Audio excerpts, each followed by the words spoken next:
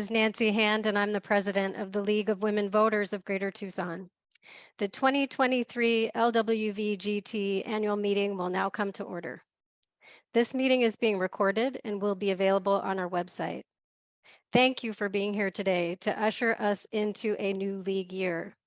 We will conduct some important business, hear from an inspiring speaker, Pima County Superior Court Judge and running and winning moderator, Lisa Abrams, and we will recognize 2 of our devoted member volunteers. We will pay tribute to those we have lost this year, and we will welcome and hear from our new president. The League of Women Voters is a grassroots organization. You always have input in the policy directions the league takes, and you always have a say in the important decisions we make.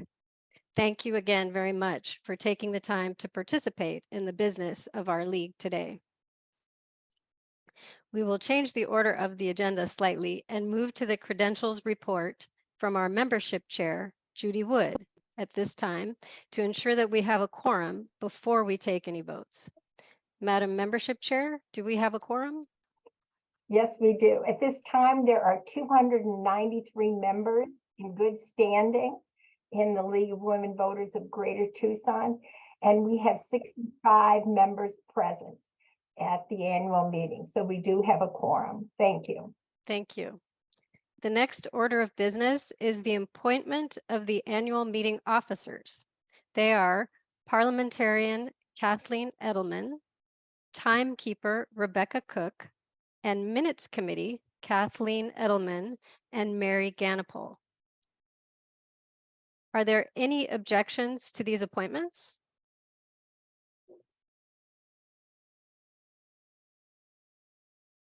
Seeing none, the appointments are approved by general consent.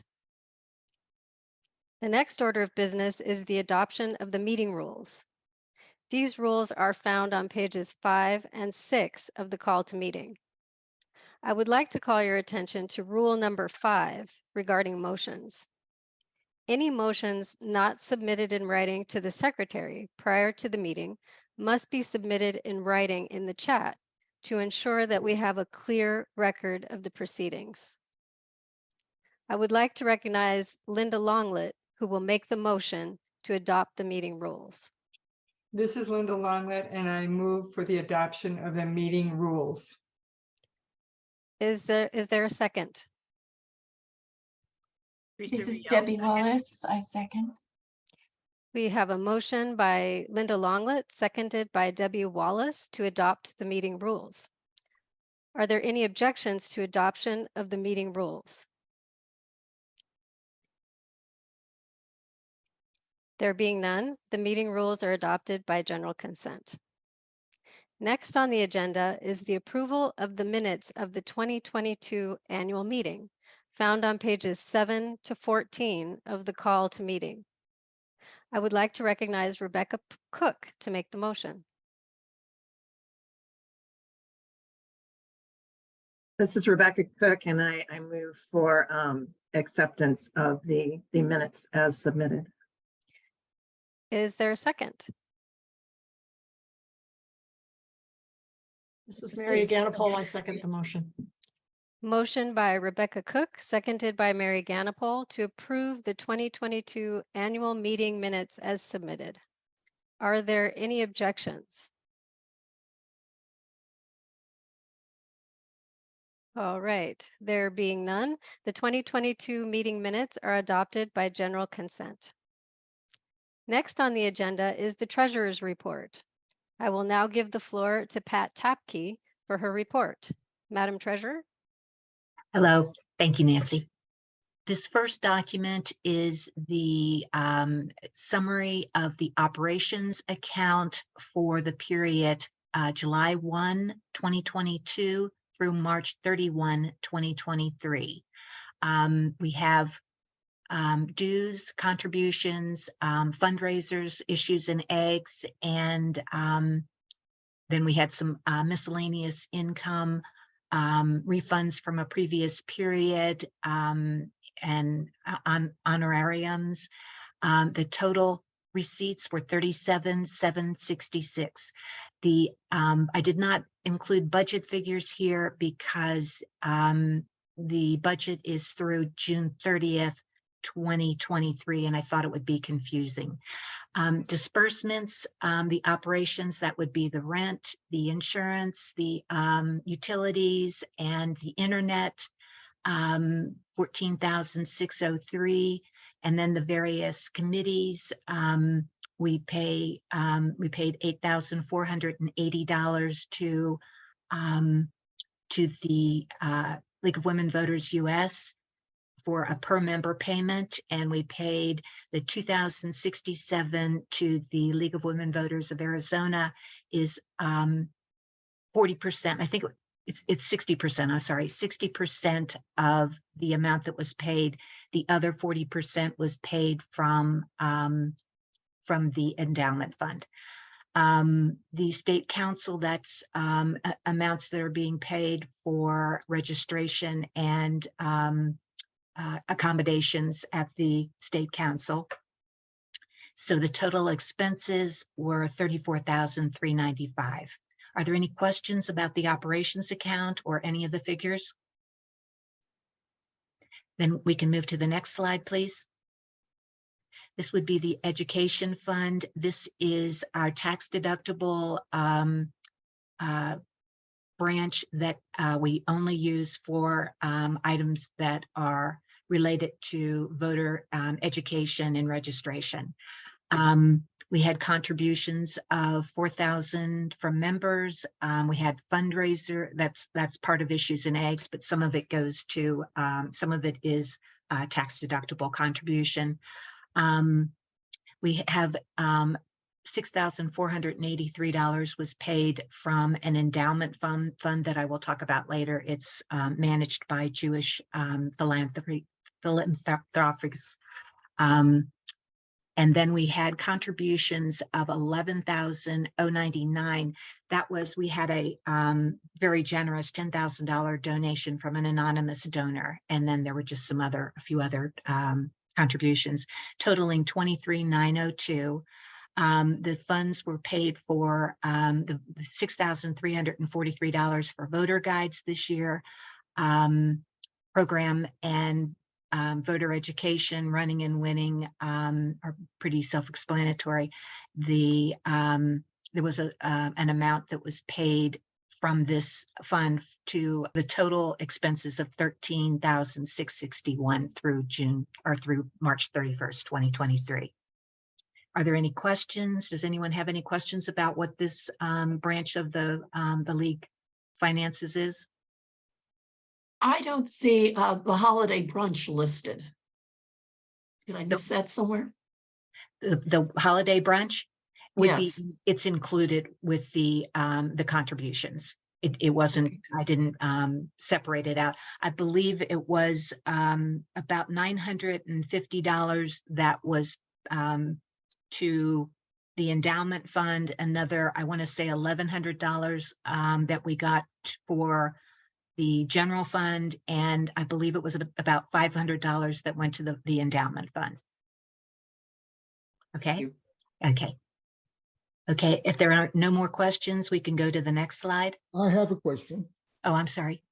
I have no clue other than the obvious what eggs are. Can somebody explain that to me?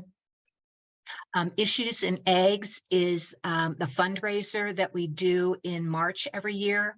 It was held online this year, and it is one of our major fundraisers. We have quite a few corporate sponsors and donation from members.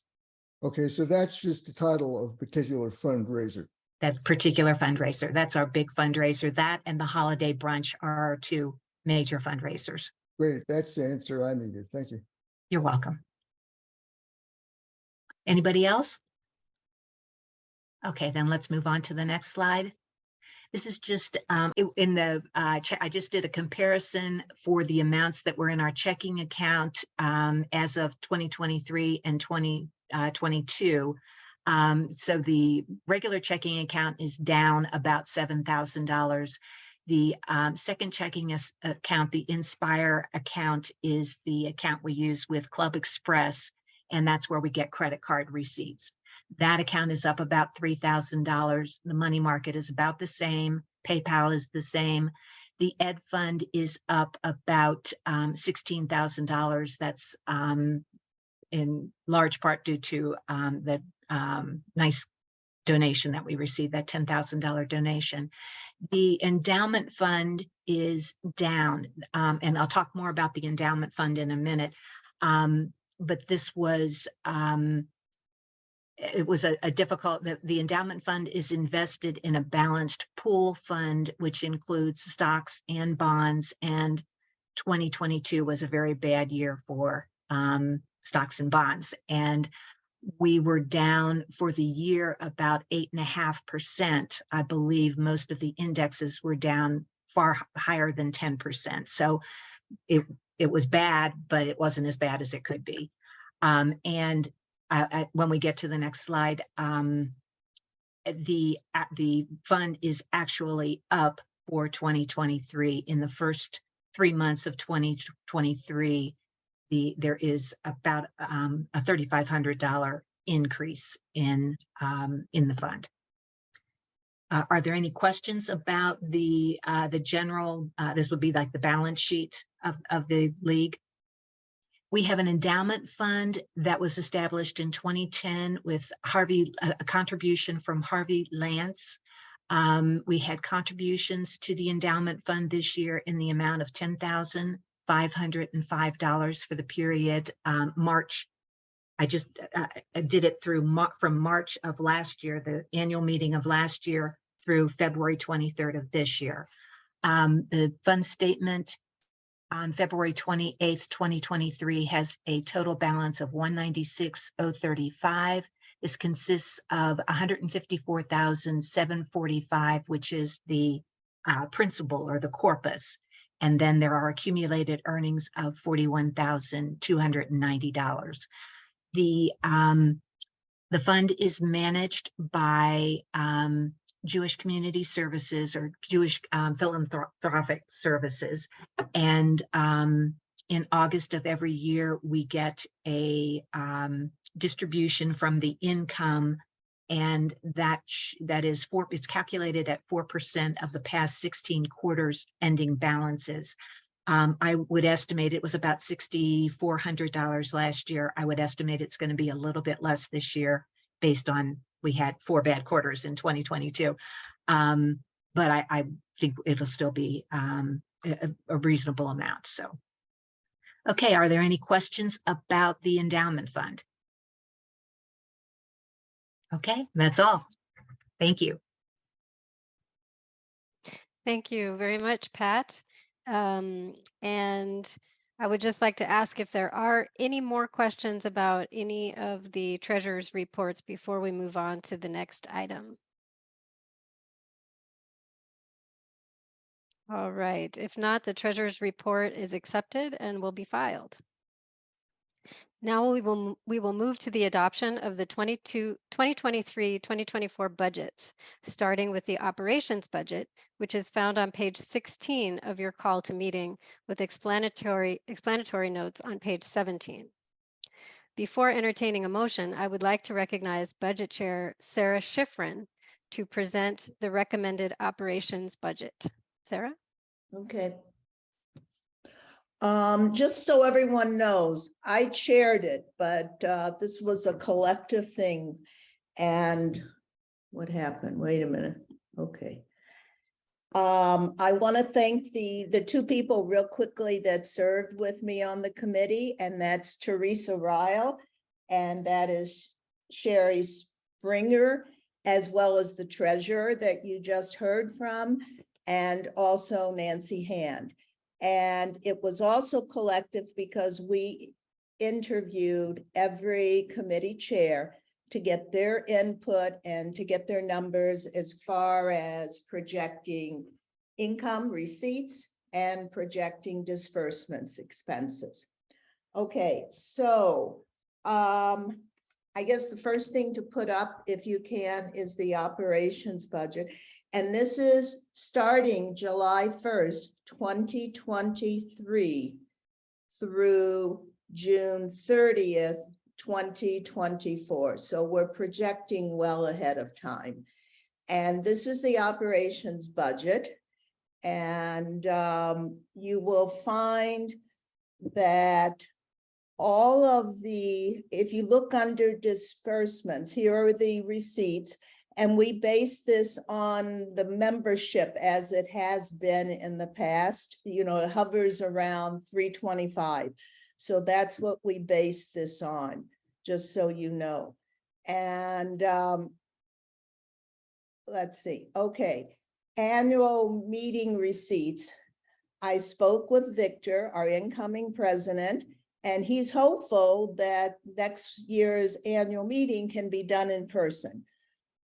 So we're basing receipts, excuse me, as well as disbursements on the meeting being in person rather than as it is now online.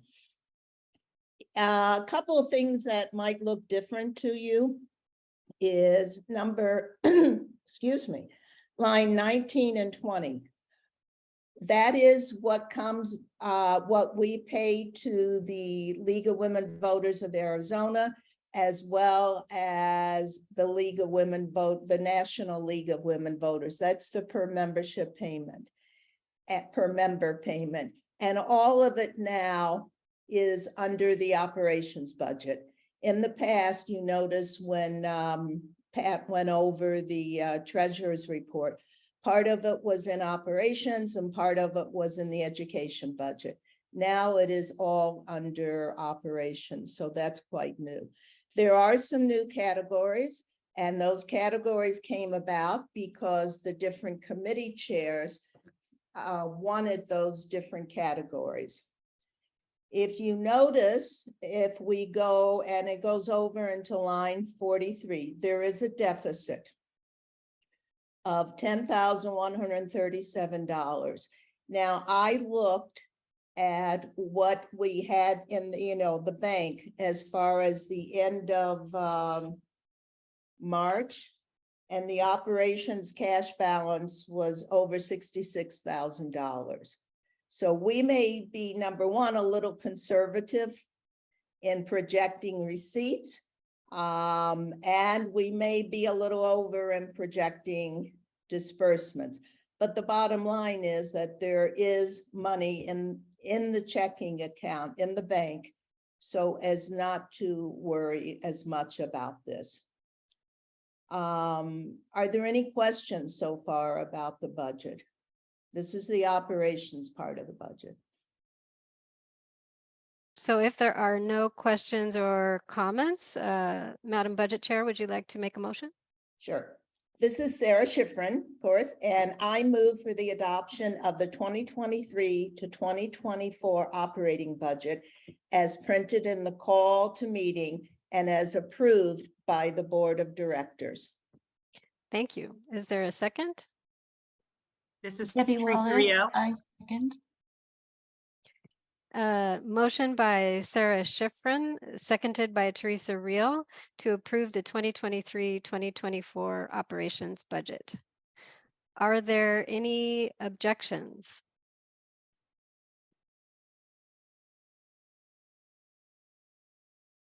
All right, there being none, the 2023-2024 operations budget is approved by general consent.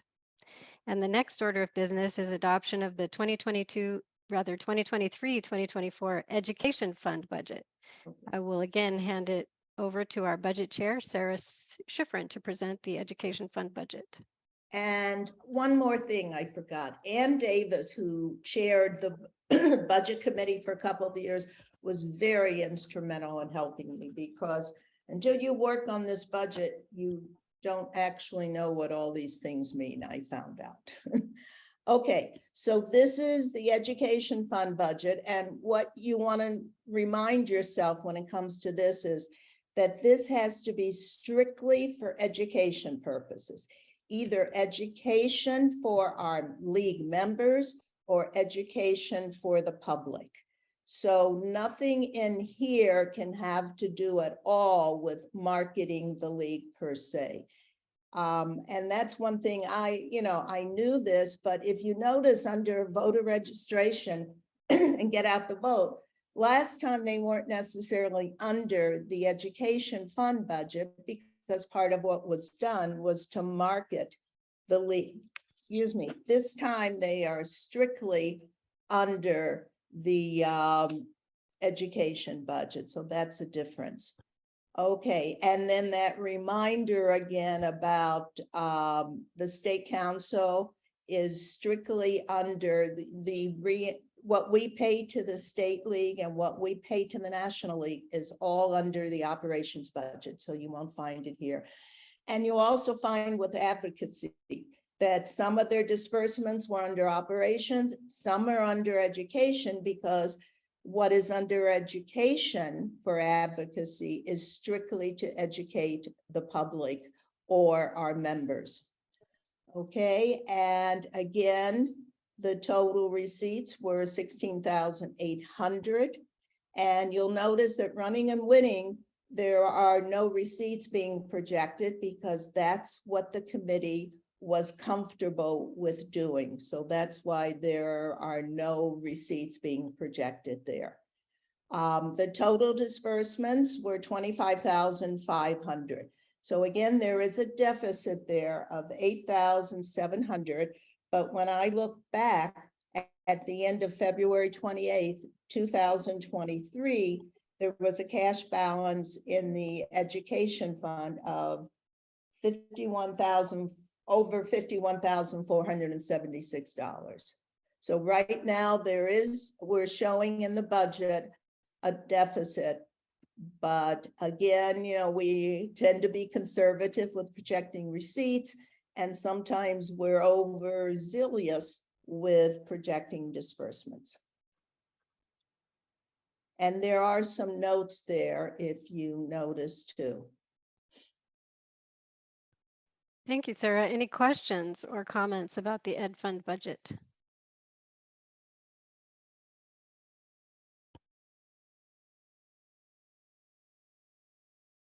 All right, there being no further questions, would you like to make a motion?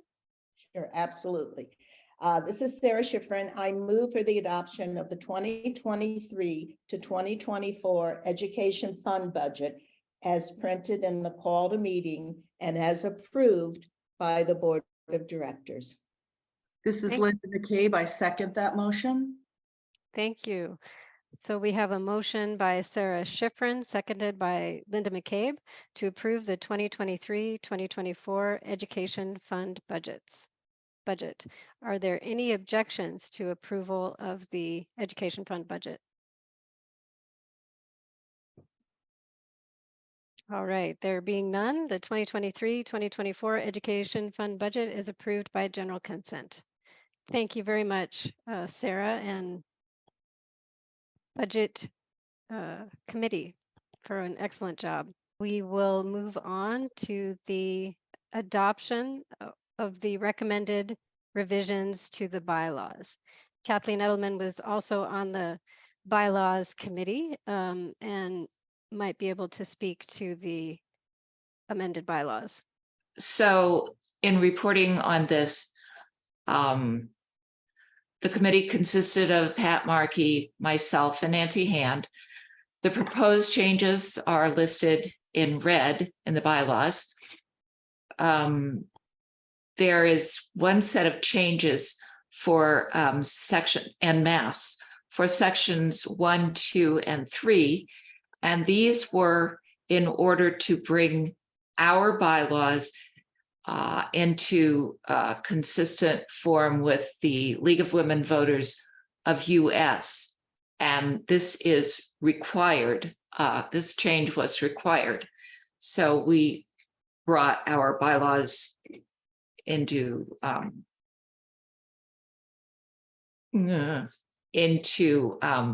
Compliance. Yeah. with the compliance. Thank you. Compliance with theirs. The only other major change involved the addition of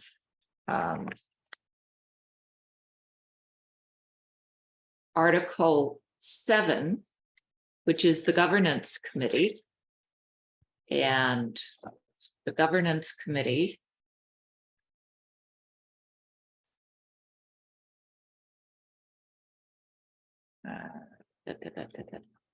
is sticking to the other committees.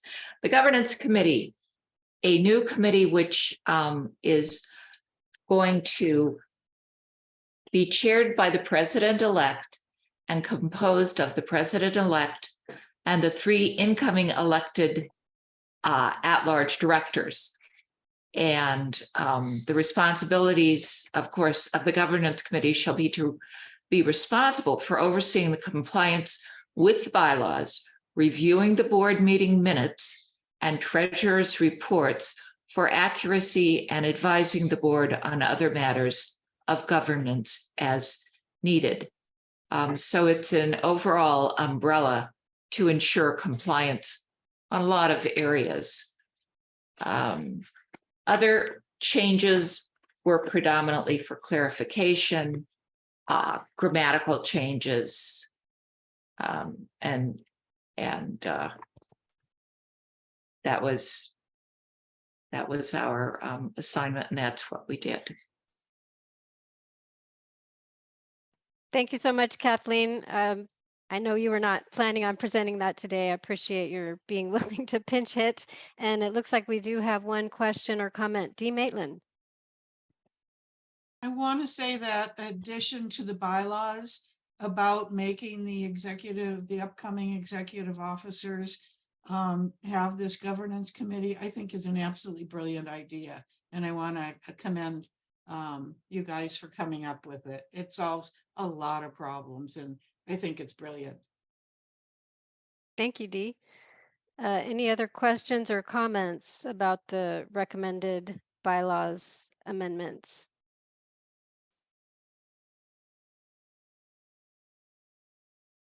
All right. So just to give an explanation of how the committee works, the committee opens up a period during which members can recommend bylaws changes. So the bylaws committee receives any recommendations from any member, reviews those recommendations, and also reviews the bylaws independently to determine if the committee itself has any recommended changes. And as for the governance committee, the purpose of the governance committee really is to make sure that there's a structured way built in to the way the league functions to make sure that we comply with the law and with our bylaws. This is a task that has basically fallen to the president and the board, but without any sort of structured oversight, friendly oversight, I guess you could say. So are there any other questions or comments? All right, if there are no questions or comments, Kathleen, would you like to make a motion? This is Kathleen Edelman, and I would like to move that the bylaws being adopted for April 15th, 2023 be approved.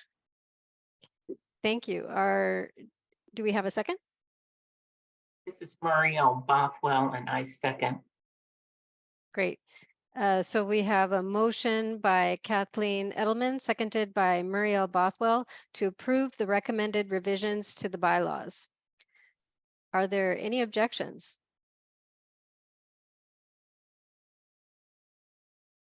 All right, there being none, the amended bylaws are adopted by general consent. Thank you very much. And the next order of business is the nominating committee report, which appears on page 34 of the call to meeting. I would like to recognize nominating committee co-chair Carol West for her report. Madam Chair. Thank you, Nancy. I want to especially thank the wonderful people who served on that committee. They were just absolutely wonderful. The report is on page 34, as Nancy said, And at this time, this is Carol West. I move for the election of the slate of nominees as presented.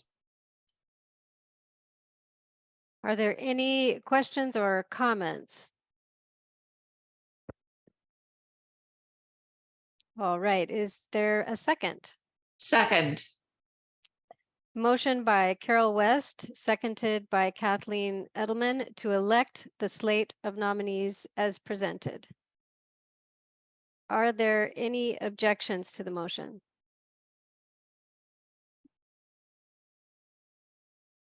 There being none, the slate of nominees is elected by general consent. Congratulations and thank you to the new board. Thank you, Carol, co-chair Phyllis Carnahan, and committee for your excellent work.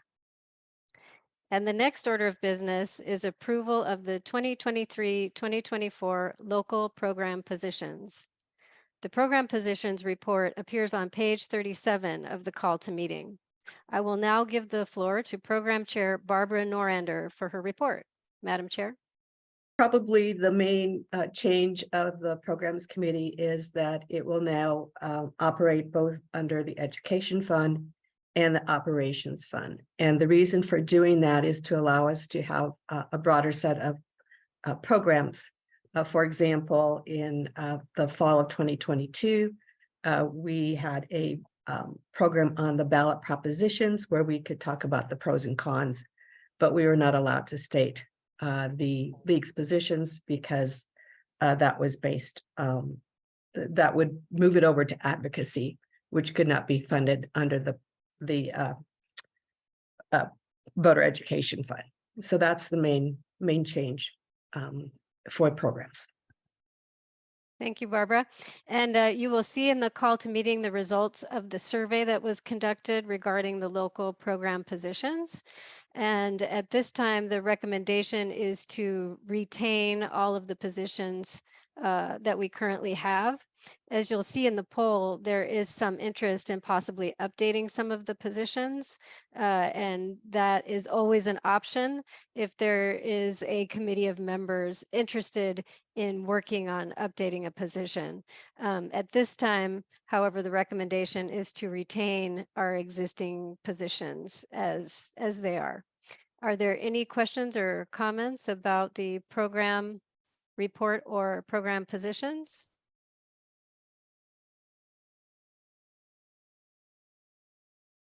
All right, there being none, Madam Chair, would you like to make a motion? Okay. This is Barbara Norander. I move for the approval of the recommended program for 2023-2024. Thank you. Is there a second?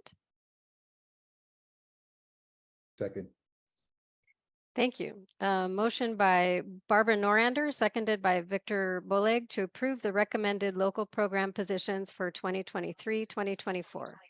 Are there any objections to the motion? All right, there being none, the 2023-2024 program is approved by general consent. And with that, our business is concluded. Thank you, everyone, for an efficient business meeting. And now it's time for the fun stuff. It is my great pleasure to introduce our featured guest speaker, the Honorable Judge Lisa Abrams. I am so pleased that Judge Abrams accepted our invitation to speak to us today.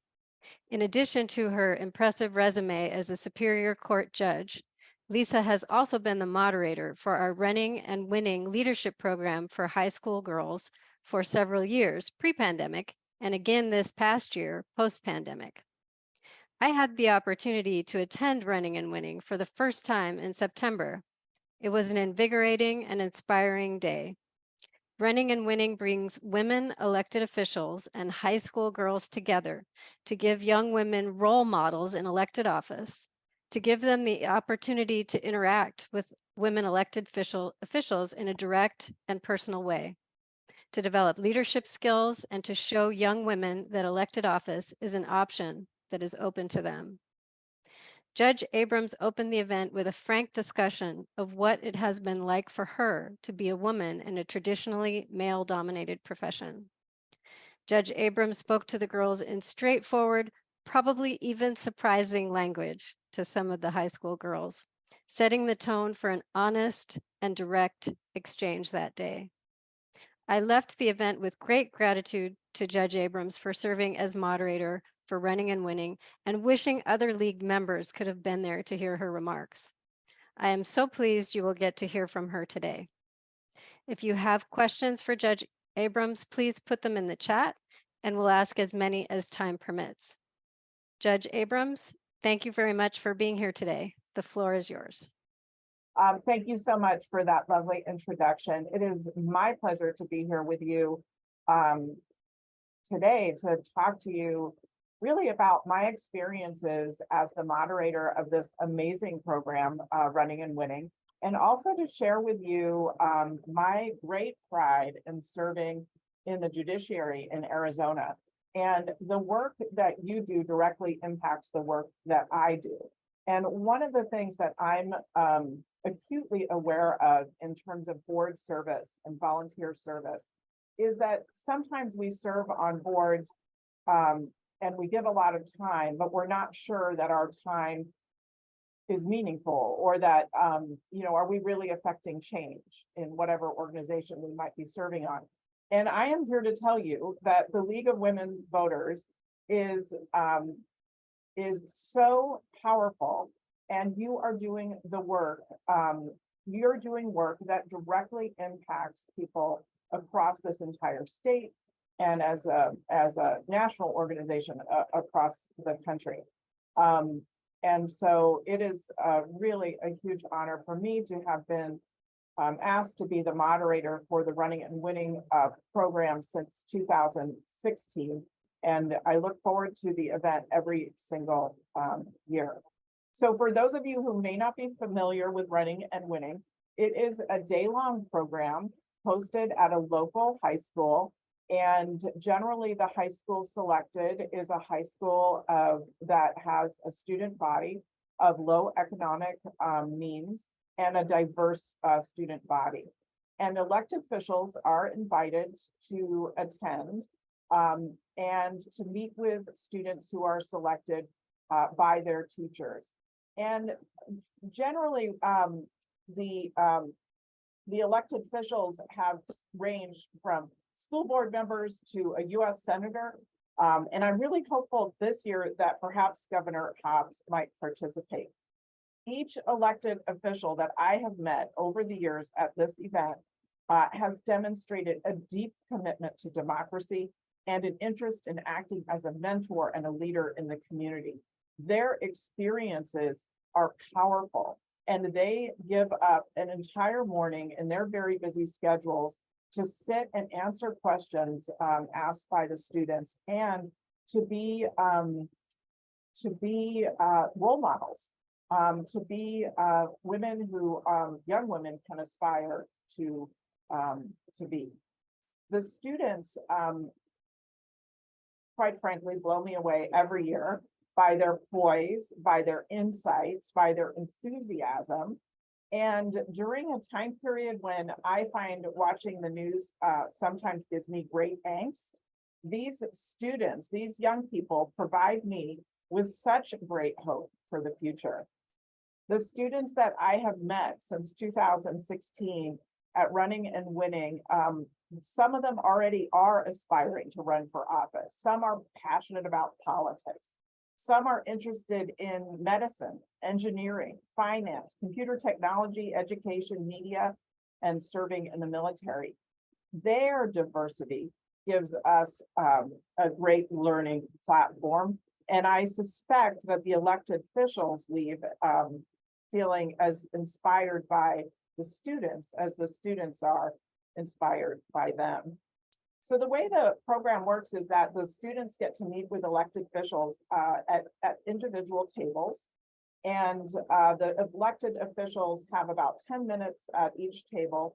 And there's usually, I would say about, oh goodness, and maybe the committee knows how many students usually attend. I would say that like 35 to 40 to a range of students. So it's a really small, intimate group. And the elected officials move from table to table, and the students are able to ask them anything about how they got to their positions, what did they study, where did they go to school, what challenges have they faced. And I have found that because of the setting being very informal and in these small tables, that the students are really eager. They're not shy, they ask questions, and the elected officials are just as eager to share their experiences with young people. And after meeting with the elected officials, the students are tasked with creating their own campaign. And every year I think, oh my gosh, the students are going to revolt. They're going to say we can't possibly do this. And they just embrace this project that I think if I were a high school student, I would have been, oh girl, if the goal is 60. Okay. I see the chat, the 60 girls. When I was in high school, I was very, very shy. And so I think this would have been an enormous challenge to me. But these young people they just jump in. And so they are tasked with creating their own campaign. And each table is a group, and they have to come up with a campaign slogan. They have to nominate a member of the group to make a campaign speech, and they select other members to work on different aspects of a campaign, like figuring out how to fundraise and coming up with a fundraising strategy. Each year, the campaigns have become more and more vibrant and more robust. And yes, the group is all female, so all female students, which is interesting. I'm reading those comments as they're coming through. It's an interesting setting because many young people and many, quite frankly, adult women have never been in a group with all women. I actually went to Smith College. I'm a graduate of Smith College, which is the largest all women's college in the nation. I feel so at home, and to me, it just takes me right back to my college days, and I love it. So that's not to say an all women's college is right for everyone. If it's right for you, it's the best place in the world. Anyway, I divert. So after they develop their campaign, or they develop who they're going to be, which role people are going to play in their campaign, they have to pick a topic. And the use of technology has grown from 2016, from cardboard poster boards to full-blown PowerPoint presentations that these young women create in a very short period of time. The topics range from issues such as immigration and border reform and border safety, criminal justice reform, access to healthcare, including mental health services, and reproductive health care, LGBTQ issues, diversity, equity, and inclusion, free community college, climate issues, including clean water, drought, floods, extreme fires, international politics, peace and war studies, domestic violence, quality daycare and preschool, student loan forgiveness, creating a vibrant arts community, and how to support entrepreneurs. Wow. And I will share with you that I think every year there's at least one group that, causes me to cry, because they tell their stories from their perspective, and their stories are real. Their life experiences, although they're young, have been impactful, and their voices, when they tell their stories, are so genuine. And it's just a day where I don't know how you could possibly leave not feeling inspired. But when I talk to the girls and the young people in this program, I talk to them about why we need to have a pipeline of women leaders. And my focus, of course, and I see someone writing, I have to put my glasses on to write. I can't see the end of it, but I'll get to you, Shirley, at the end, if it's a question at the end. I talk to students about specifically about law, because that's my background, and why we need to create a pipeline of women leaders. And you may not be aware, but in law school, the law school classes across the nation are 50-50 women and men, but only 6% of partners in law firms are women. And the data shows increasingly improving numbers. I've kept track over the years because every year I adjust the numbers when I talk to these students. But the Center of American Women in Politics shows that there are 122 women serving in the US House this year, 100 seats in the US Senate with only 24 women. There are 12 governors now. I've got to fix that number. 12 governors are female and 25 senators are women. The number of female governors in the United States is at a record high, which is so phenomenal. And you should be super proud to know that Arizona is in the top 10 states, which boast the highest number of women in office at 47.8%. You know, I'm so dismayed by the news reports that kind of suggest that Arizona is backward and that, you know, that we're kind of a dusty cow town or a cow state, and cows are wonderful. So why would people say that?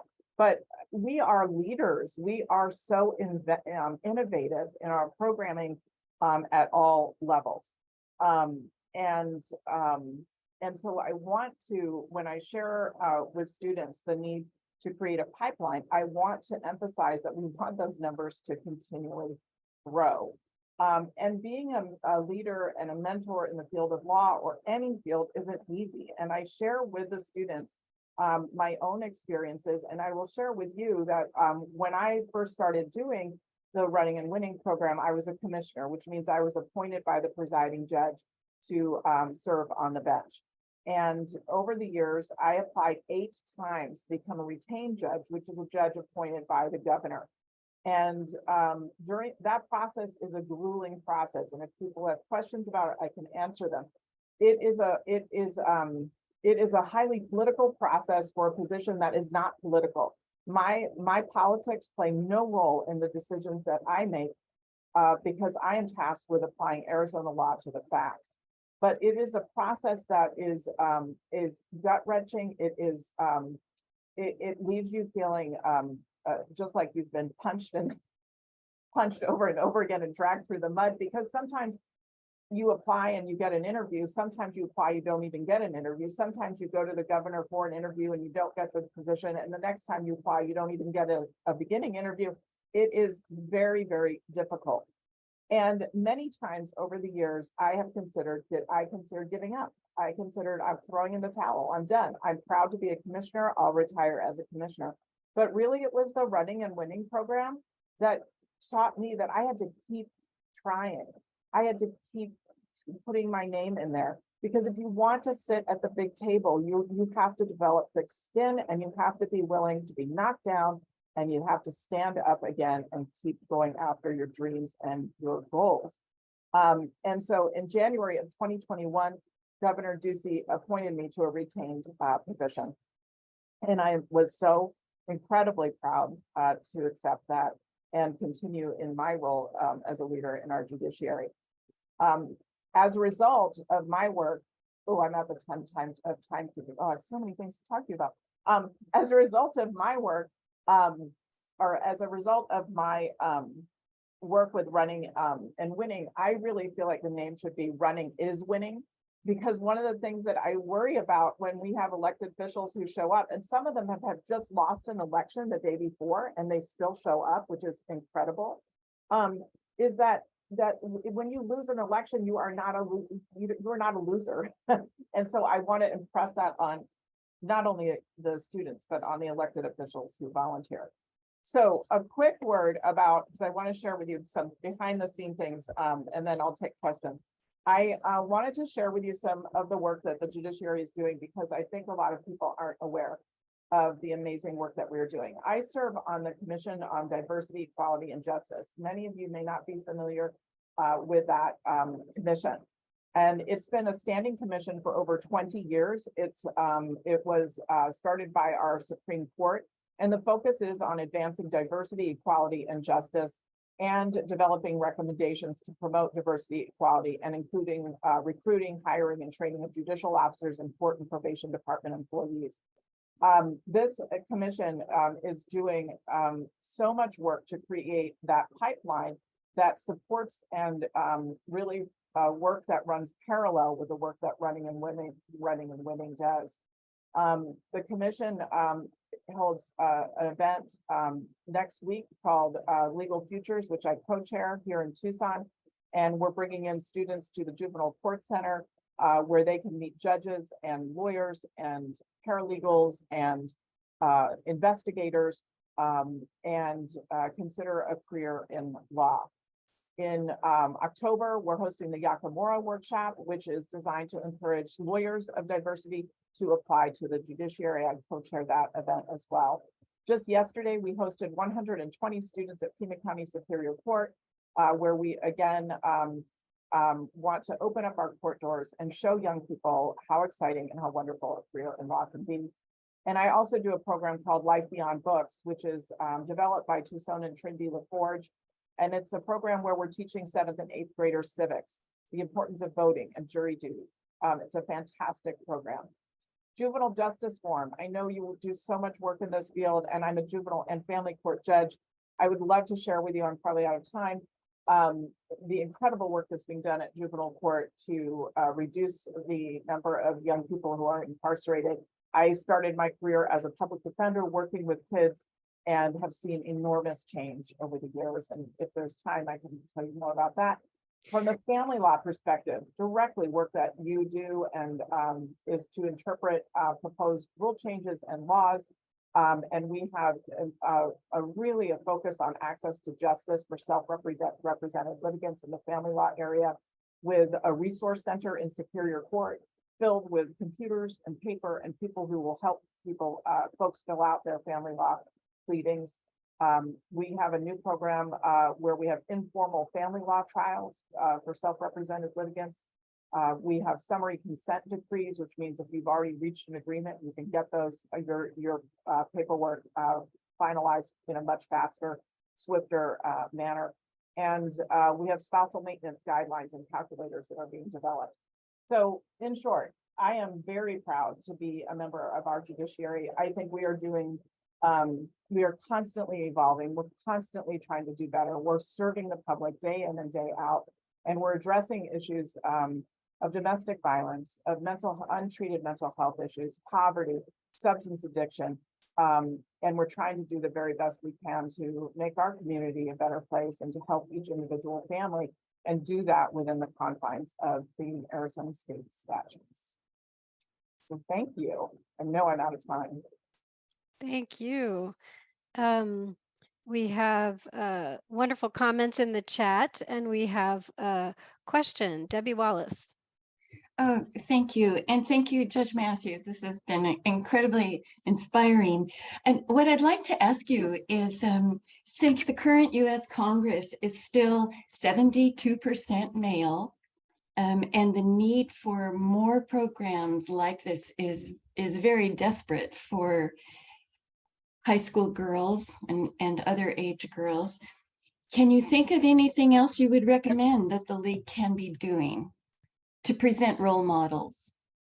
I think that I think what's fascinating to me is that it's only kind of through word of mouth that we learn about programs like Life Beyond Books, you know, which is I think just a really kind of organically grown program by a woman who's working only in Amphitheater School District in Tucson right now. But replicating those kinds of programs where we reach students younger than high school and give them and give them a sense of why civics is important, in particular, when there has been such an effort to kind of curb what we can and can't teach our kids. The fact that I'm allowed to go into a school district and talk about Brown v. Board of Education and Loving v. Loving and explain how exciting and how important the Supreme Court is and how impactful their rulings are, talk about the role of the legislature, the role of the executive branch, in a way that makes it really real for kids, because I'm not talking about books in the sense of we're not just reading it, they're living it and experiencing it from you know, from the world of a judge, and talk about the importance of voting early, because gosh, we have incredible opportunities to vote, and yet we know the number of people who vote and getting young people to vote is a challenge. And so that's such a huge part of democracy. So introducing that concept in any way. So I think what would be great is to figure out a way to consolidate a list of programs out there, so we're not duplicating each other's work, and we can figure out ways to partner with these programs. And I think the younger we reach kids, the better. I mean, so that's really the more programming we can do. And I'm involved at all these levels, 7th and 8th grade, high school, and then law school and beyond. But the more people who are willing to volunteer and get out there and talk to kids, the better, the more change we will see over time. Thank you very much. We have someone in the chat who is asking for the name of the program in the Amphi district. And then we have a question from D. Maitland. Yeah, it's called Life Beyond Books. And Trendy LaForge is I'm just gonna pull up her contact information, because I know she would love to hear from people. She's, and the program, what makes the program so great is that it's a full morning for the students. And it's not just me there. It's not me and other judges who volunteer. It's paramedics who are explaining a career in paramedics. It's someone who teaches kids budgeting. It's someone who teaches kids how to change tires. It's all the practical things that kids need to know about, which aren't necessarily taught at school. It's practicing how to meet people. How do you shake someone's hand? How do you say hello? How do you ask someone to be a mentor? And there are all these professionals in the community that are coming forward to say, yes, I'll do that. I'll talk to these kids. There's something about etiquette. There's something, how to deal with difficult people, all these different. And so over the school year, the kids get to see all of the different professions come in, and I'm always jealous because the paramedics are like, they bring their ambulance and they have sirens and the kids come out with splints on and stuff. And I'm like, oh my gosh, I just gave them a pocket constitution. But, it's really fun to work with all those professionals in the community. And there's a culinary arts gentleman who comes. I mean, it's great. And our interactions while we wait is just, it's wonderful to be able to work with all these different professions and share our experiences. So I can get her number for folks, because I don't think she would mind talking. I think she'd love to, I think she'd love to grow this program. And this is her, I play zero role in developing. This is all Trendy. Now her name is Trindy. And her last name is LaForge, LeForge. And I'm not finding her phone number, but I'll give you her email. Her email is shoes, SHOES, the number 2, smiles, SMILES @gmail.com. So I'm guessing that's another one of her programs. I think she probably raises shoes for kids. shoes2smiles@gmail.com. Great. Thank you. D. Maitland. Yes, one of the things the league did was follow the Independent Redistricting Commission, and in so doing, stumbled on the Commission on Appellate Court Appointments. And like the rest of our legislative branches, it was way out of whack. It's supposed to follow the ethnicity and all of that of our state, and yet it was 70% male. And at some point in your career, I hope you will apply to be on that commission and keep it right. Thank you. Yeah, there's a lot of work being done by Professor Paul Bennett at the U of A Law School on looking at diversity of the bench and various commissions. The numbers are alarming. We do not reflect our communities. And interestingly, the entree for women on the bench, not commission, but on the bench is generally as a commissioner, which is a judge. It's a judicial position, as I said, appointed by the presiding judge. That bench is heavily women, far more women than men. And then our numbers just drop drastically when you look at the number of retained judges. And then if you dig deeper into ethnicity issues, and the number of Native American, Asian American, Latina, our numbers are not good. They're not good. They are, and that's why, the commission is working so hard to try to correct that. And of course, it takes decades. One person had trouble hearing the name clearly of the program. Did you say Life Beyond Books? Yeah, I'll write, do you know what, I can probably try to write it in the book. It's in the chat. It's I'm going back. I can do it. Yeah, it's Life Beyond Books. Beyond Books. Okay. Life Beyond the Books, I guess technically. Okay. And Trindy LaForge. Oh, and here's her card. Oh, I do have her number. Yeah, she is the founder, and her phone number is 520-861-7660.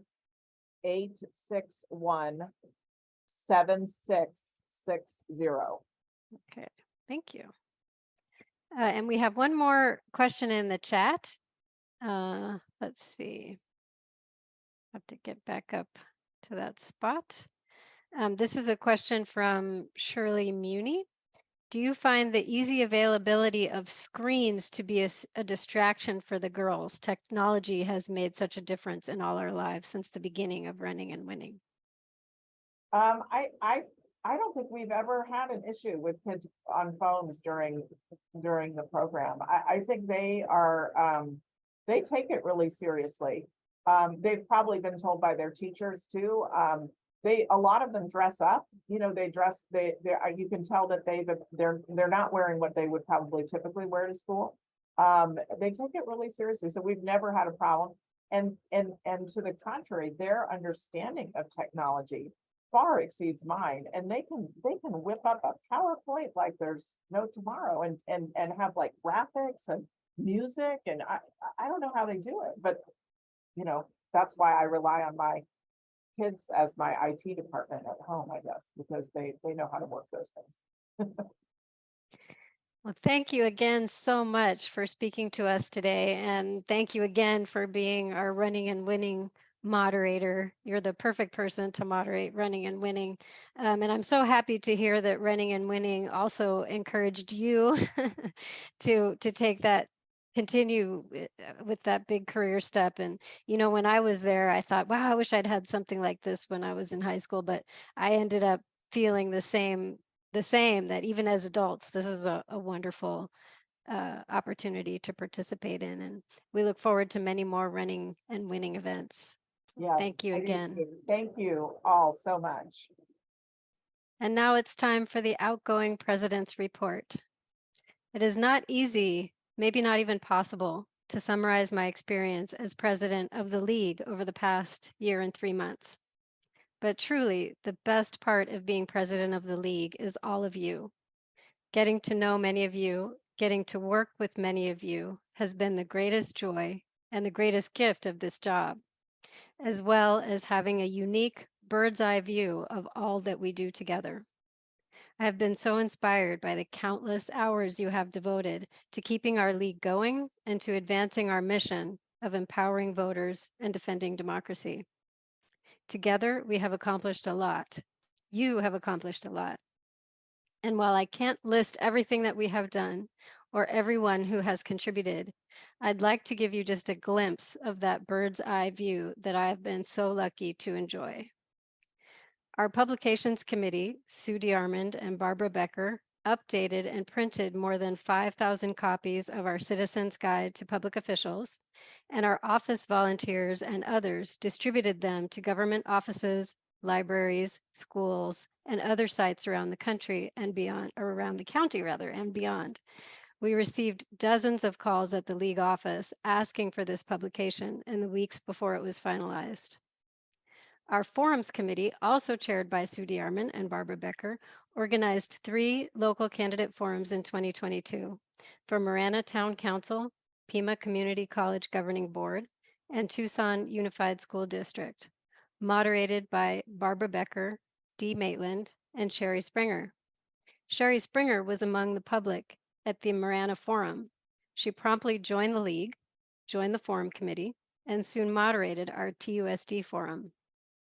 Sherry also stepped up to co-chair the Issues and Eggs Committee, which organized a great Issues and Eggs event that surpassed last year's event in attendance, raised more than $15,000 for our league, and provided our community with a truly moving program.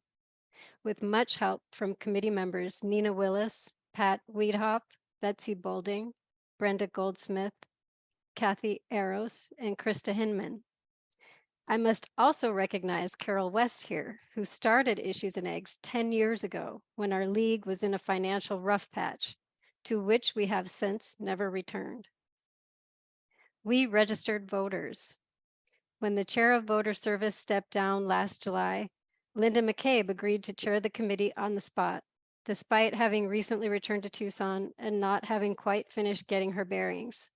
With great support and dedication from Betsy Boja, we registered voters at El Rio Health Clinics. Thanks to Betsy and Tracy Peterson, we registered voters at Primavera's drop-in sites for unhoused folks. Thanks to Suzanne Pear, we held more than half a dozen voter registration training sessions for league members and non-league members. We conducted voter registration training for Compass low-income housing staff and registered voters at one of their sites. Thanks to Kathy Dubbs and many table volunteers, we distributed voting information and registered voters at Tucson Meet Yourself. Thanks to Kathy Dubbs, Linda McCabe, and many table volunteers, we were present to distribute information and register voters at the Tucson Festival of Books. After a long pandemic pause, we had a presence at many other community events: the Labor Day gathering, the Poor People's Campaign event at Reed Park, the Juneteenth Festival, the Big Collab, the Community Foundation's Board Connect event, the Women's Equality Day event organized by the American Association of University Women, and the Fresh Start Expo at the Convention Center, designed to provide folks returning from incarceration with a warm welcome and needed services, including voting rights restoration.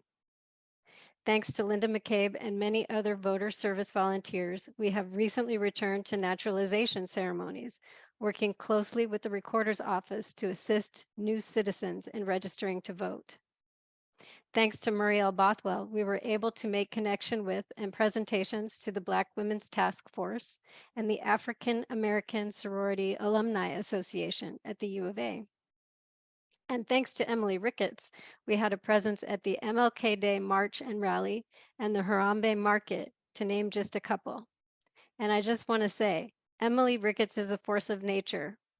Miss Emily decides the league should be present at these important events in the African American community, and she reserves a spot, brings her own table and league supplies, and staffs the table herself, often with help from other leaguers, but she is there either way. And did I mention she's in her 80s? She's a role model for many of us.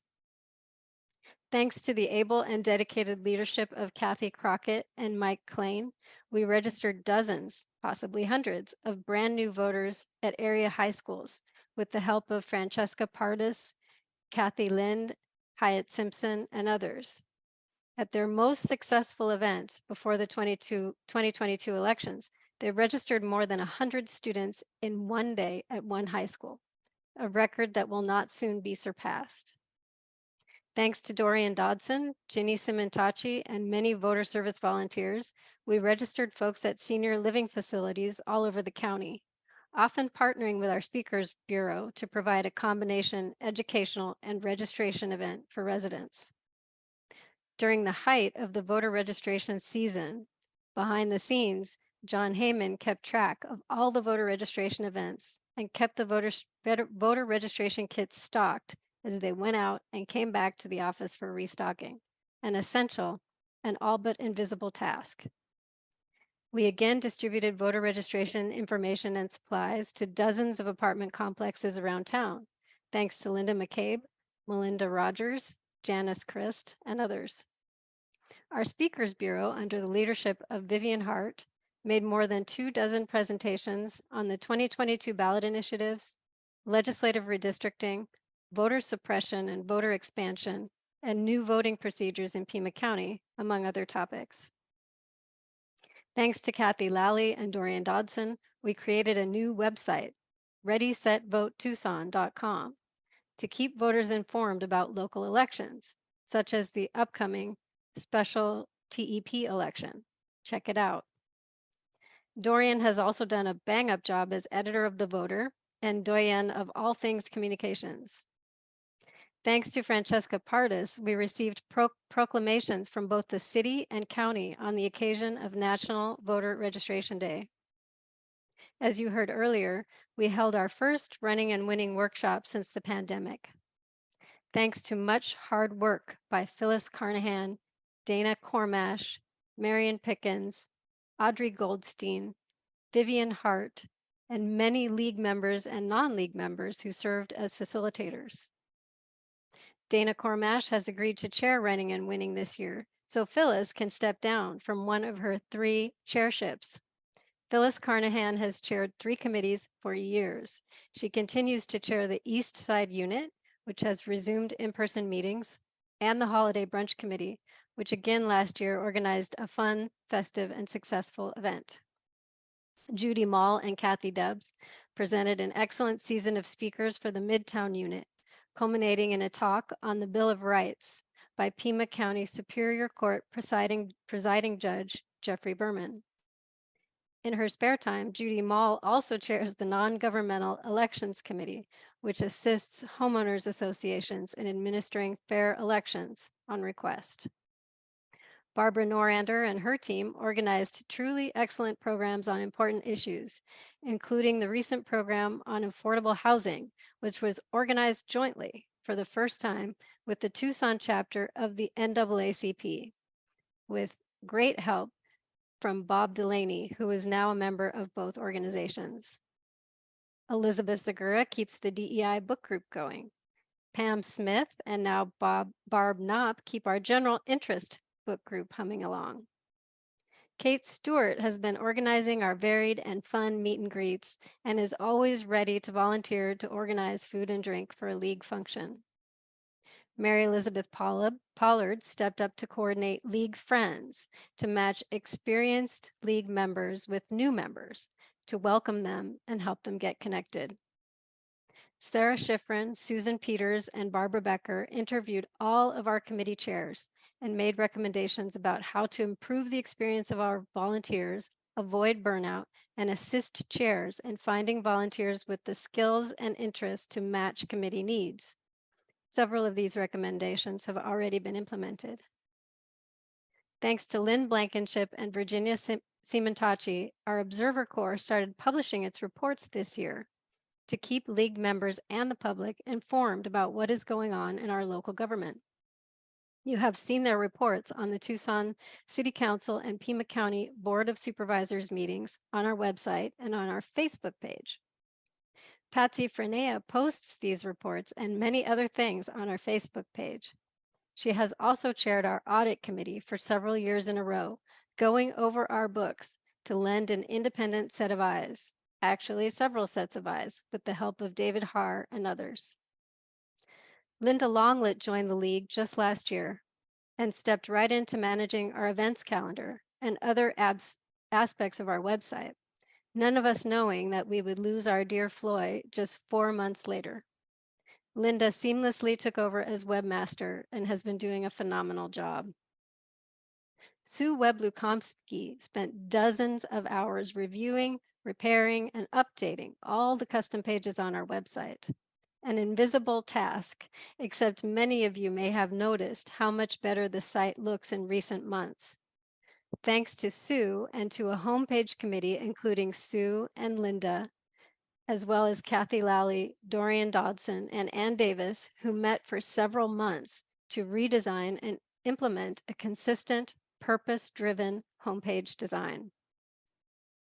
Lynn Lovelace stepped up to chair the Environmental Issues Committee after the sudden loss of Carol Shearer last year, while also chairing the state committee responsible for updating our state position on water. No small task at all. Pat Tapke stepped in as treasurer on a moment's notice when our previous treasurer had to step down. That's in addition to sending out all of the communications for the DEI committee and serving as an office volunteer and tabling at events to boot. Lynn Leonard has quietly prepared all of our board packages and minutes like clockwork, despite having moved back to Phoenix some months ago. Our DEI committee held a wonderful, beautiful holiday potluck celebrating our diverse holiday traditions. Thanks to the hard work of many, including Neil and Nancy Norton, Joan Kaltzis, Sharon Bigot, Muriel Bothwell, Emily Ricketts, and Victor Boleg, who have also stepped up, along with Janice Christ, Sandy Davenport, Krista Hinman, Elizabeth Yeager, Pam Burris, Mary Gresham, Debbie Wallace, Leslie Mo Kaiser, Allison Titcomb, and others to reinvigorate and expand our DEI effort. Our 12 current and total of 20 or more front desk volunteers since last March have kept the office open 2 hours every weekday, answering the phone, responding to messages, interacting with members and the public who come to the office for publications and supplies, receiving and logging the mail, printing thank you letters, all essential, largely invisible tasks. And then there's Judy Wood. In addition to being the office manager, membership chair, founder, and former and current coordinator of our DEI committee, founder and publisher of our weekly bulletin, This Week in Greater Tucson, Judy Wood has literally been the backbone of our league and my partner in everything as president, providing institutional knowledge, absolute insistence on doing things right, advice, guidance, and so much hard work and dedication every single day, every step of the way. I can't thank you enough. As a league, we implemented a flexible due structure and have welcomed in a number of members who likely otherwise would not have joined. The generosity of members who have chosen to pay at the higher end of the dues scale has more than made up for the difference. This is a change that will soon be implemented nationally, as our organization recognizes that we must not have an income barrier to participation. We must have flexible dues if we are to include everyone, regardless of income, in our league and in our democracy. And this is, of course, not an exhaustive list. We have done so much. You have done so much. Many of you while caring for ailing parents and partners, dealing with health challenges of your own, and with all manner of challenges and hardships that come up in life. Why do we do all of this when it would be so easy to tune out, to focus on our own individual lives and let others do the rest? We do it, of course, because we understand that we must defend and protect what democracy we have if we want to keep it. We see our already imperfect democracy in peril, facing sustained attempts to limit and erode it. But we also do it because we find in the league a way to channel our frustration, our fears, and our sadness into something useful in community with others who are similarly motivated. We find kinship, friendship, a collective of people who will not give up the fight to build a more perfect democracy. Thank you to all of you I mentioned and all I wasn't able to mention. Your work, your dedication, your fellowship matters. I am confident that we will continue to empower voters and defend democracy in Greater Tucson and Southern Arizona for another 82 years. Before I officially pass the baton, I have a couple more important matters to attend to. First, we will take a moment to honor those we have lost in the last year.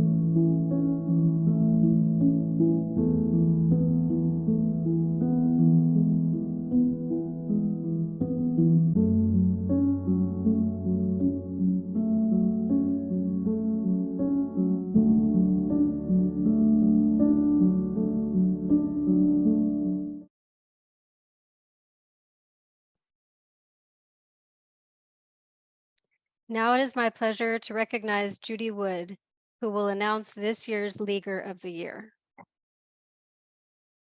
Thank you, Nancy. Normally, the Leaguer of the Year's presentation is made by last year's Leaguer of the Year. Last year's honoree was Floyd Parkhill, and we were fortunate to be able to honor Floyd's contribution to the League of Women Voters of Greater Tucson. I will do my best to fill Floyd's shoes and present this year's award. While there are many people who make outstanding contributions of their time and talent to our league, the Leaguer of the Year is given to someone whose work is particularly noteworthy. We are honoring such a person today. With very little notice, she stepped into one of the most important jobs we have, managing Club Express, our base platform. Our 2023 Leaguer of the Year goes to Linda Longlet. Linda has just joined our league in February 2022 when she started working with Floyd Parkhill, our previous web manager.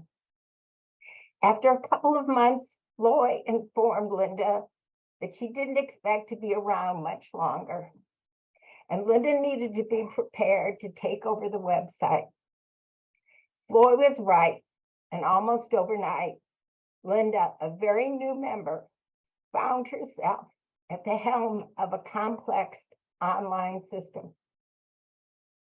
Most of us only have a superficial relationship with the website, but it has many moving parts, bells and whistles, and it requires a lot of behind-the-scenes work to keep it running smoothly. And then there are those of us who need something from it or need to know how to do something new. And we need to know it right now. Linda can do all of that. In addition, with the help of other talented people, she completely transformed the homepage of our league's website. She is knowledgeable, approachable, kind with those of us who've thrown up our hands and who must ask her yet again for help. Organized and comes up with solutions to our tech problems. If she doesn't know the answer, she finds out. And taking over very suddenly last year, she didn't miss a beat.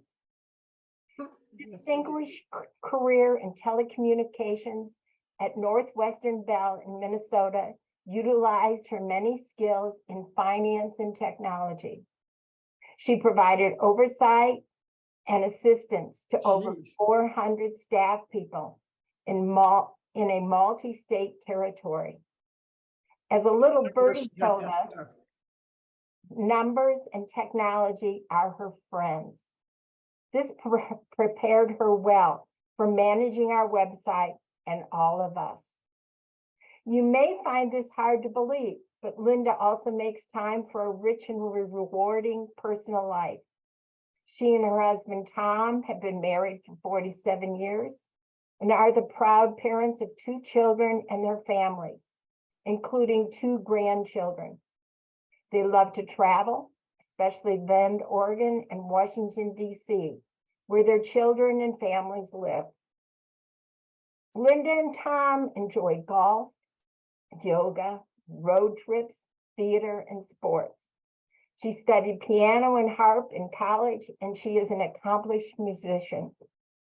Linda is not only generous with her time, she's a volunteer for other organizations in the greater Tucson area. She's also generous with her praise. She shares any compliments she receives with other leaguers who work with her.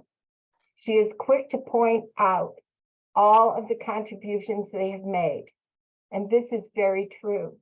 We are lucky to have volunteers who have provided help in the continuous improvement and maintenance of our online presence. But it is Linda who took on the role of leader at a critical time, who makes sure everything is running smoothly, and who has made our website what it is today. Everyone who works closely with her, would stay the same. In honor of Linda's designation as Leader of the Year, the League of Women Voters of Greater Tucson will make a donation to Our Family Services of Tucson. Thank you, Linda, for your invaluable contribution to the League. The floor is yours. Oh my gosh, I'm so shocked. I can't even, thank you. And thank all the people that have helped me. And I don't even know what else to say. I miss Floy a lot. She taught me a lot in those 4 months. And I was able to go on without her. And I can't say anything more. Thank you very much. And I enjoy every minute of working on the website and working with all of you. Thank you, Linda, and congratulations. Thank you. Thank you for all you do. Well, check out the website now, because now it's been changed. Yes.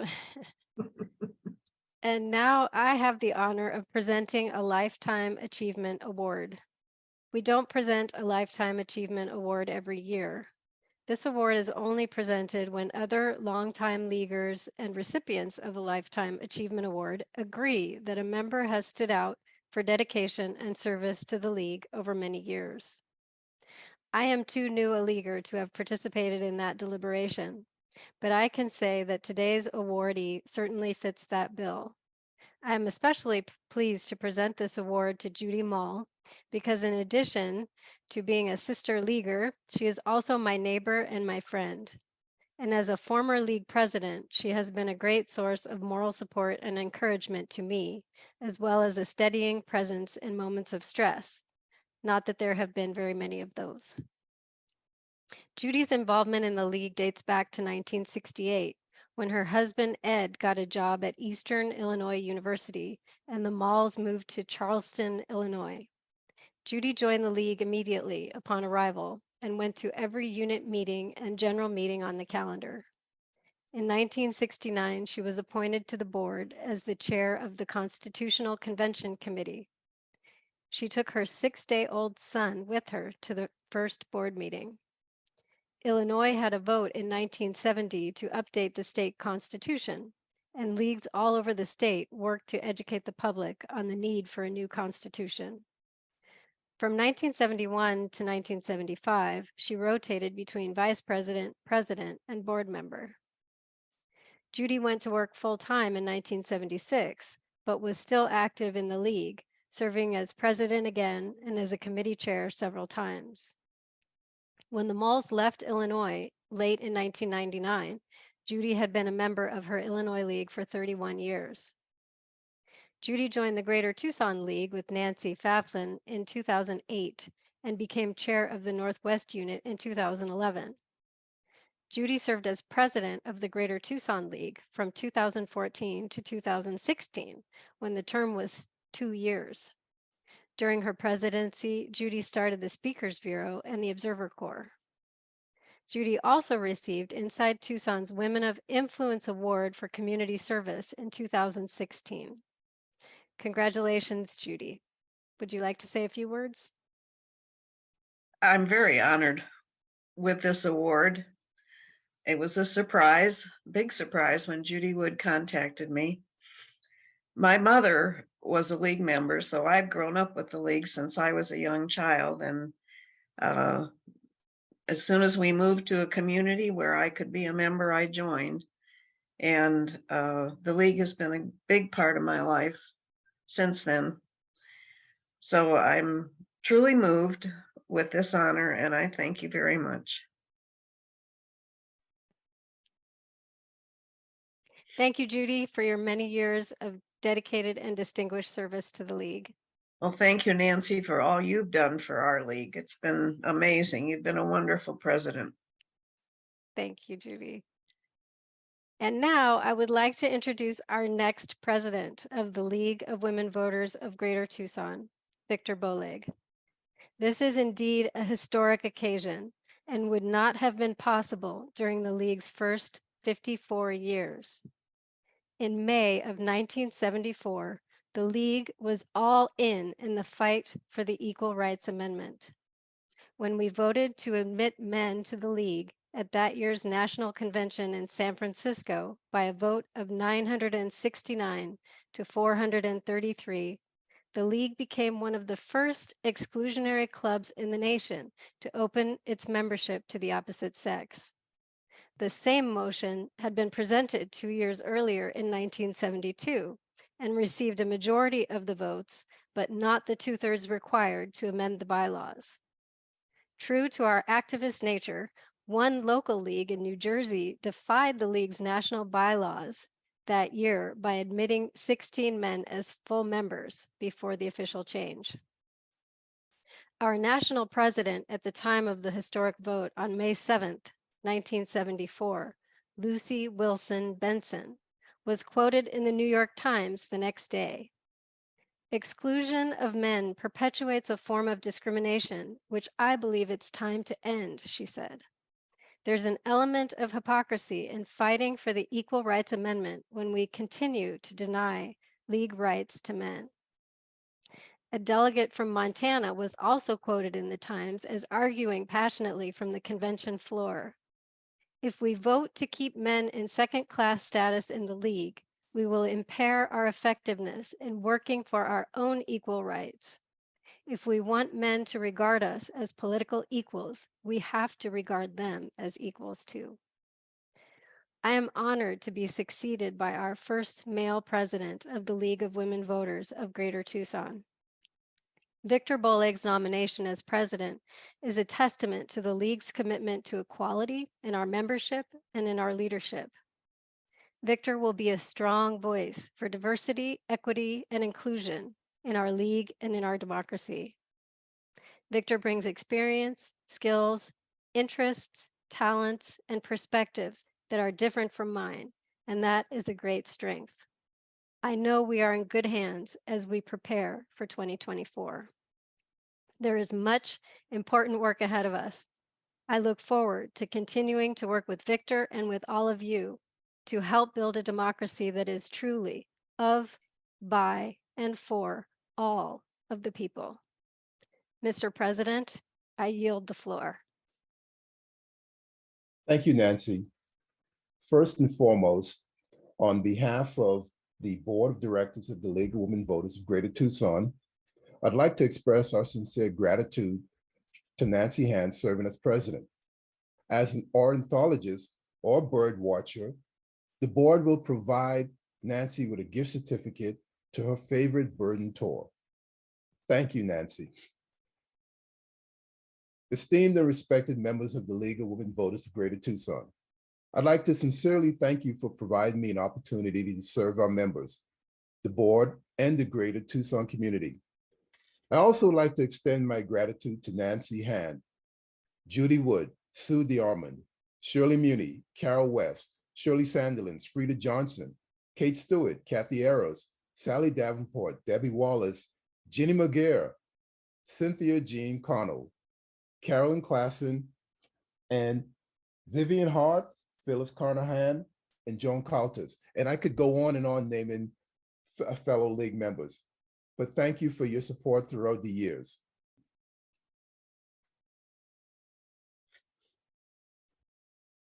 And I would be remiss not to mention Patsy Mink, Shirley Chisholm, and Fannie Lou Hamer, who have served as an inspiration throughout time for me. A week ago, I received a message from the League of Women Voters office. It was an email that was sent to me. It stated that a woman in Texas was attempting to contact me. When I returned the call to this person that I didn't know the name didn't ring a bell, she acted like we knew each other. She went on to express her appreciation that after reading an article that a Black male had been elected to the position of president, she felt proud. She felt proud, you see, because her 85 years have provided her with much historical life experience. She grew up in Tucson and attended the segregated Dunbar School before it was integrated. She went on to become the first African-American student to attend Mansfield School, and she later attended Tucson High. We got engrossed in discussion and talked about segregated and desegregated Tucson and some of the changes that have happened throughout the years and her experiences. Her experiences are all chronicled in her memoir, From Dunbar to Destiny, which is found also on Amazon. You see, Dr. Shirley Robinson Sprinkles not only made my day, but our conversation touched on figures such as Morgan Maxwell Sr., one of the listed founders of the League of Women Voters of Greater Tucson, Dr. Laura Banks Reed, and the YWCA will have our program named after her in this coming year. Anna Jolivet, a former League member, an African-American woman. Ed Morgan, an attorney who fought for social justice in Tucson, etc. And this instilled the commitment, the sincerity, the dedication. For me, a reminder that I must maintain pressing forward as president of the League of Women Voters. Often people ask me, how did you become a member? How did I arrive here? Well, I became a member of the League of Women Voters due to the fact that I was teaching a class in Nogales, Arizona. I worked full-time as a mediator throughout the day, but as an adjunct, which I serve at the University of Arizona and also Pima Community College, I was teaching a political science class one evening a night. And so I drive down to Nogales. And I was reaching out at one point trying to find some guest speakers to highlight some issues within the classroom itself. And I contacted the League of Women Voters. I didn't know anything much about the League in Tucson. I knew about the League nationally. Growing up, I remember hearing about the debates or seeing videos and recordings of debates and watching a little of them, and knowing that the League of Women Voters was an organization that was committed and involved with it and had a position of neutrality. So I reached out to the League, and lo and behold, they provided me an opportunity to have two individuals who were serving as co-presidents at that time, Carol Scheer and Sally Davenport. They both drove down to Nogales, Arizona. And after that presentation, they encouraged me to join the League of Women Voters. And for most of you who are members, you know, we all know the full court press that League members put on you to join. My first response to Sally and Carol was, it's an organization for women. Why would I want to be a part of it? But they continued to educate me and inform me of the importance of representation within the League. So after several attempts, I decided to visit a League meeting, see what it was like.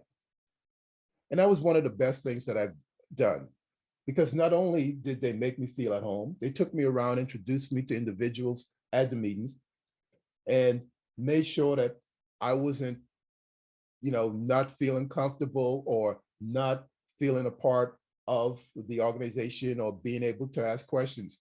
And I was impressed, not only by their members, but their leaderships and their perspectives and their persistence to increase the diversity within the League. Soon I was on the League of Women Voters Board of Directors, and later I was chair of voter services. I've been able to gain perspectives and vision throughout the years, and I fully understand that as we move up, we must lift as we climb.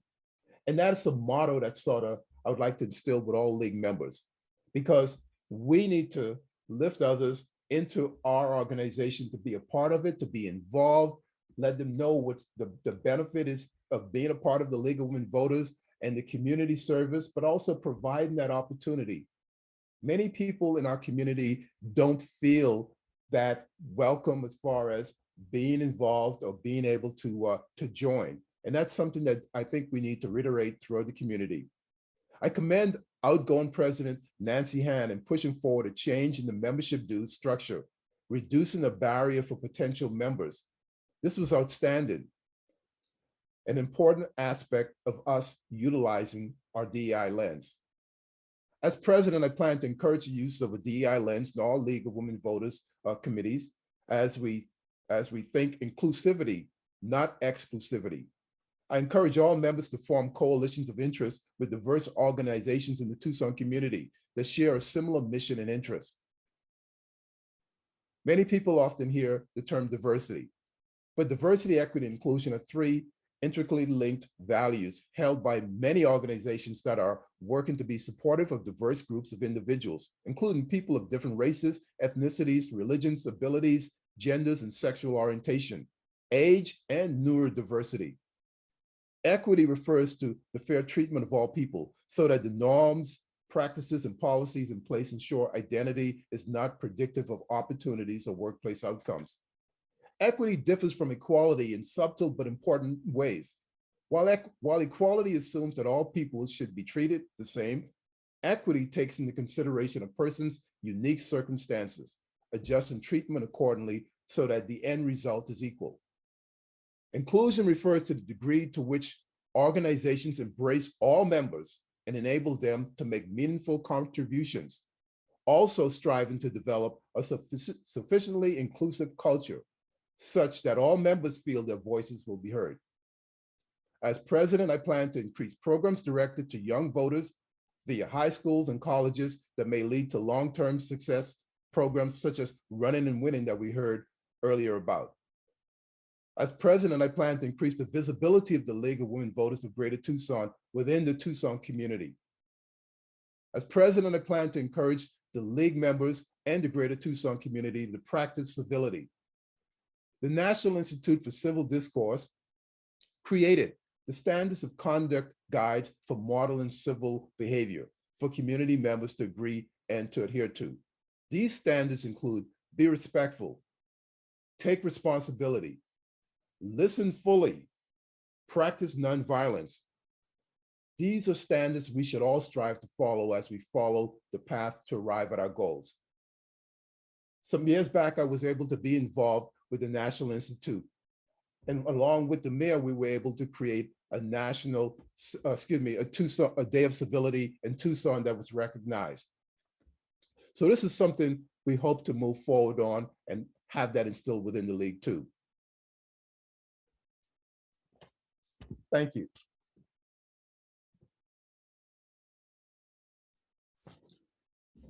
And now I'd like to move forward and give directions to the new board. Are there any comments or any direction anyone would like to provide at this time or statements?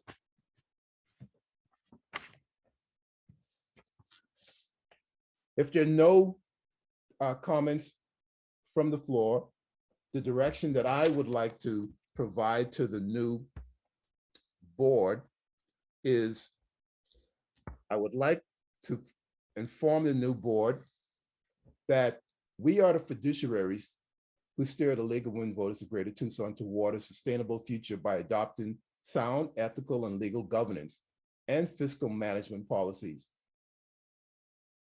Be open to new ideas, creativity, and growth as we move forward with a productive year. Next, I'd like to move on to directions to the delegates to the state convention, which is coming up next month, and open the floor if there's anyone that likes to make any statements or provide any comments for the delegates to the convention. And if not, then I would like to recommend to the delegates a motto that comes from the coat of arms from the Bahamas. And for the delegates, I would like to suggest that we use this as a motto: forward, onward, upward, together, as we move forward at our state convention. Any additional announcements that anyone may have? If not, what I would like to do is to encourage everyone to participate in the state convention. And information can be found on our website. It's on May 20th and 21st in Cottonwood, Arizona, in northern Arizona. So the weather should be a little cooler. It should be an enjoyable event. You do not have to be a delegate to attend. There is a registration fee, and the theme of the convention will be the climate and environment. So please take a look at the website for the League of Women Voters of Greater Tucson, and you can register on the site itself. And we encourage all members, not just delegates, but all members to attend. If there's no further announcements at this time, then I would like to adjourn the meeting. Thank you, everyone.